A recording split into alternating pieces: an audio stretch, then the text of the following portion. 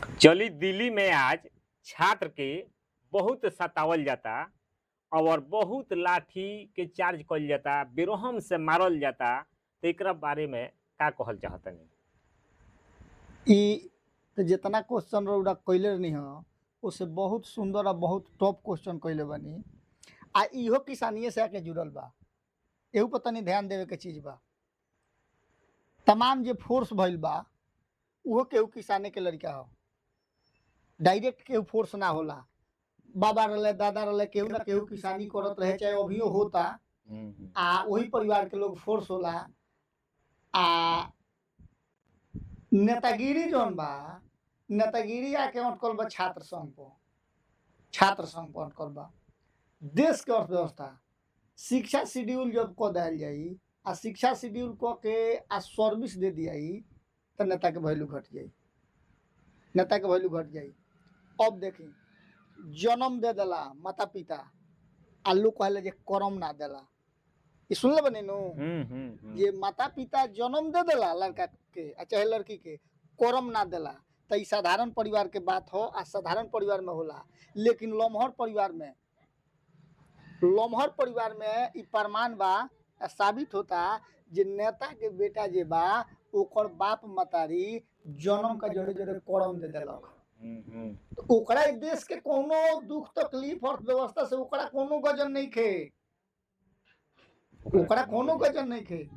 ओकरा तो डायरेक्ट सुख का प्याली में जामल बा आ सुख के जीवन मिलल आ सुख में ही ओकर मृत्यु हो जाई। ई जितना व्यवस्था बा, डंटा चला के चाहे आंसू गैस छोड़ के चाहे जौना तरीका के सब व्यवस्था ले के या कमजोरे पर ही लागू होला।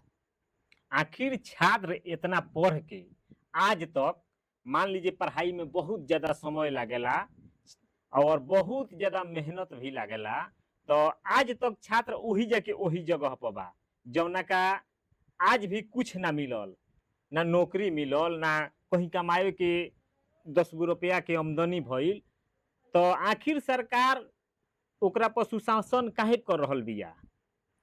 शासन करे के देखी, शासन करे के एके गो बात बा जे सरकार के अर्थव्यवस्था में सरकार एगो जीरो बनावेले। जीरो में जैसे जाति के पॉइंट डाल देलक आ जाति विशेष के जितना बात बा तब जाति विशेष पर बांटतिया स्वर्ण समाज चाहे अति पिछड़ा हैन तैन दुनिया जहान।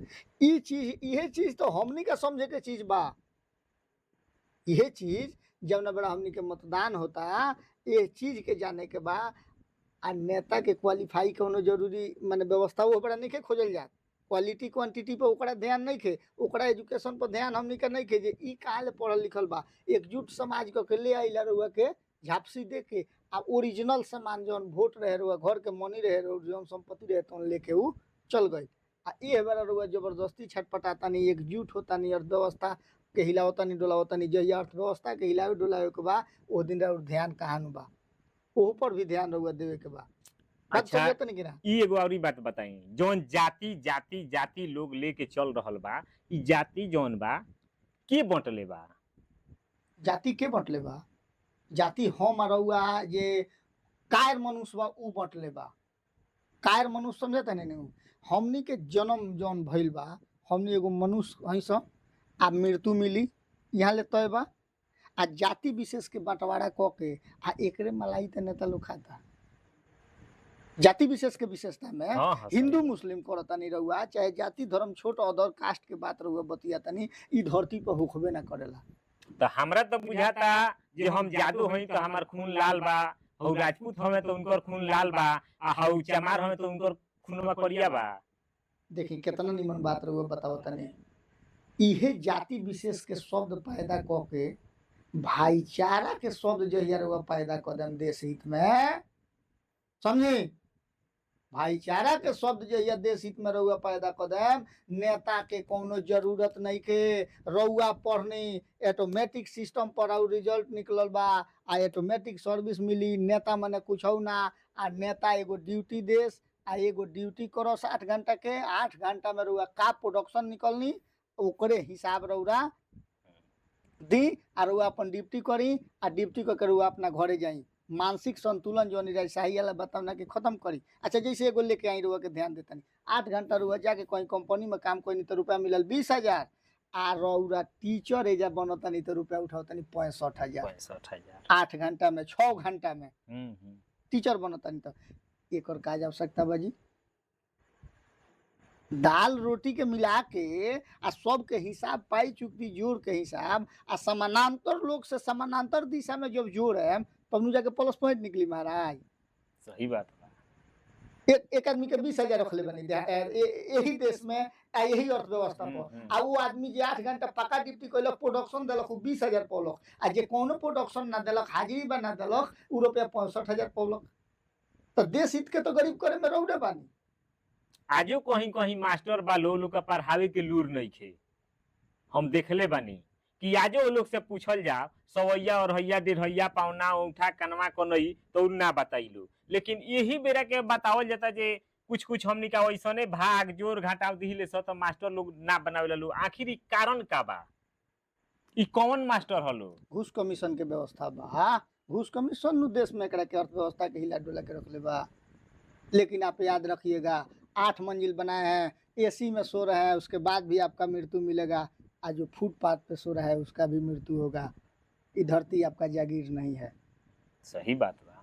आप फिर इस दुनिया में लौट कर आकर आप नहीं देखिएगा कि हम क्या गलत किया क्या सही किया कैसे करके आए, उसका आपको कुछ मुनाफा होने वाला नहीं है। तो चली हम मुनाफा के तौर पर ले चलतनी। जौन की आज देखल जाता कि किसान जौन गन्ना रोपल जाता सिधवलिया मिल में यहाँ के सब लोग दे रहल बा गन्ना, उ आजो कितना रुपया किलो बा? का रुपये किलो बा महाराज? 3 रुपया 65 पैसा किलो बा। वीआईपी गन्ना 3 रुपया 65 पैसा। 65 पैसा के किलो बा। छोक रेट ना मिली। और 3 रुपया 65 पैसा जौन ई रेट बा तो हमरा तो बुझाता जे सूखल लकड़ियों के रेट नहीं मिलत। सूखल लकड़ी तो 7 रुपये किलो बा लौना। तो ओकरा के बताई जे तो हमनी का सुखा के ना बेच लियाई। उहे करही के पड़ी। बोली अब वही से कहा नितिन गडकरी जी कहनी है जे इथेनॉल होता पेट्रोल में काम में आवता। यो बढ़िया बात बा। अगर सक्सेसफुल होता तो एकरा के भी करे के चाही आ क के आ एकर भी रेट पॉइंट बढ़ावे के चाही जौना से किसान का कुछ फायदा होके आ तौर तरीका के जीवन जी तो सके। सरकार से का मांग करे के चाहतनी? सरकार तो हम मन में न करे नहीं। की है सरकार? सरकार रउआ है या हम है? जनता। जनता सरकार ही है। सही बा। तो हमनी के आपस में जनता कुछ कहल जा सकता जे जौन की हमनी के कुछ मुनाफा होखो। देखी इहे शब्द जो रउआ कहनी है यही के डिप्रेशन में हम पड़ रही हैं जौना पर रउआ आके ध्यान देनी है जे रउआ मायूस बानी। राजा का राज में मंत्रिमंडल बताते रहे। राजा का राज में मंत्रिमंडल बताते रहे ए फलाना तू हई मंत्री रहबो ए मंत्री जा फलाना के सुनील के बुला के ले आवो। ई मंत्री के काम रहे। ई मंत्री के काम रहे। आ सुनील आज जाके मंत्री का गेट पर खड़ा बरे जे हजूर और आदेश होई तो हम अंदर आईती। तो राजशाही रिटर्न नहीं के गई। लोकतंत्र कहाँ बा? ई तो ऐसा ही हो गई। मंत्री जी के नु काम बा आम जनता से ओकर तरीका के पूछल। अब देखी एजा हमरो शब्द के एगो मिठास देखी। आम आम मने मीठा आ जनता मने एकदम मने जे नहीं खे जानत। मीठा आ जनता तो मीठा जनता के चाट के उड़वा दी। माने पूरा जनता के चाट के उड़वा देले चाट के उड़वा देले बलो। ई के चटले बा? हम रौरा अपना ब्रेन के चटवा देनी अपना गोरे से। नेता मानतानी काथी के नेता? का रउआ से हमरा मांगे के बा? रउरा का देम हमरा के? रउरा हमरा से जियतनी। रउआ पक्का हिसाब जानी ये रउआ ई बात के समझ में आओ। राउर अधिकार का बा हमर काम का बा। अच्छा ये बताई जी रउरा खाना में का खाइले? खाना के बाद तो खाना में का खाए के भाई महाराज? चावल दाल रोटी सब्जी। रोज रोज रोज दाल भात सब्जी खा लीले? रोज दाल भात सब्जी किसान का कहाँ से भेटा जाई महाराज? रोज भेटा जाए तब तो ढेरे बा। आ उ का खाला लो? उलो रुपया खाला।